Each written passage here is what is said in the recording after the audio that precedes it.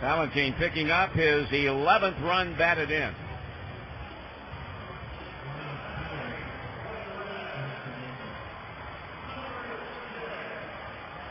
Creel batting .294, 4 homers, 13 RBIs. Looking for his first pinch hit of the year. He's 0 for 4 in this department.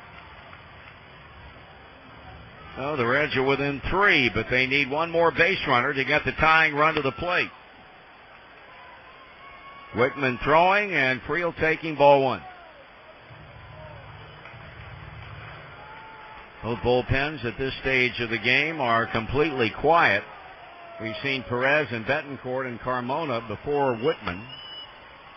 And 2 balls and no strikes. The Reds have followed the 5-inning stint turned in by Ramirez with Standridge and Yan and Merker. And the latter 2, Yan and Merker, each gave up a run. Creel ahead, 2 balls and no strikes. Ball 3. We made the point before, a lot of times the closer coming in a non-saving situation gets all out of sorts, has problems that he might not otherwise have if he comes in to protect a game in a closing situation. And there's a call, strike 3-1.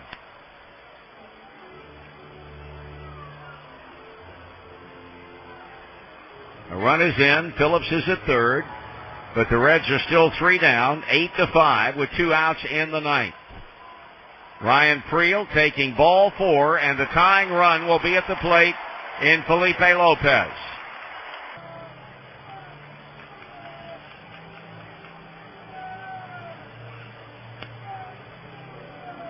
Lopez single in the third, walked in the fifth, single in the seventh. What a comeback this would be if he were to crack one out of here now.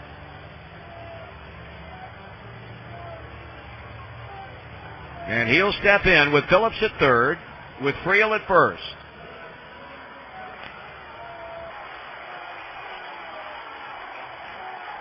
And Wickman straightens up and delivers. Creel goes, and the pitch is inside, ball 1.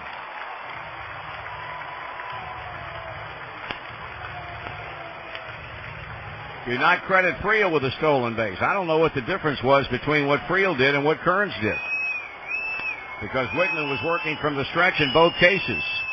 That's a ball, 2-0.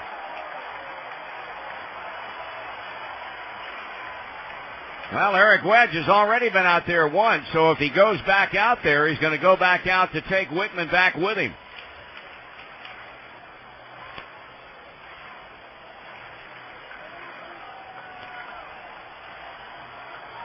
Lopez ahead 2-0, runners at second and third, 2 men out. Pitch. That's ball 3.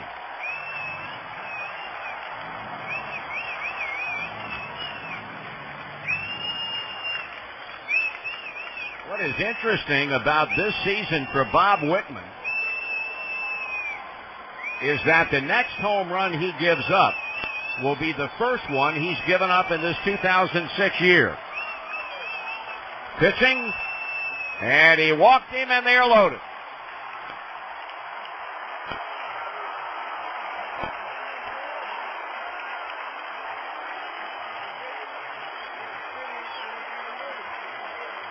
Well, if nothing else, he has certainly made it interesting. Phillips at third, Creel at second, Lopez at first. Adam Dunn steps in against the right-hander who's yet to give up a home run this season. And a home run right now would cap off a rather impressive comeback. Here's Dunn, who's only hit tonight in 4 times, a 7th-inning single. Had the double to win the game in the 8th inning last night. And the stretch by Wickman in the pitch. And it's taken high, ball 1.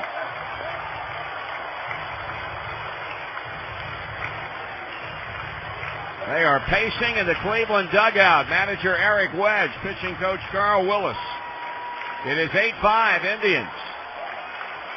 Dunn up there with the bases loaded. The outfield deep and around toward right, and the 1-0 on the way to the plate. Swung on, long drive, right field, and this one belongs to the Reds. Can you believe it? Can you believe it?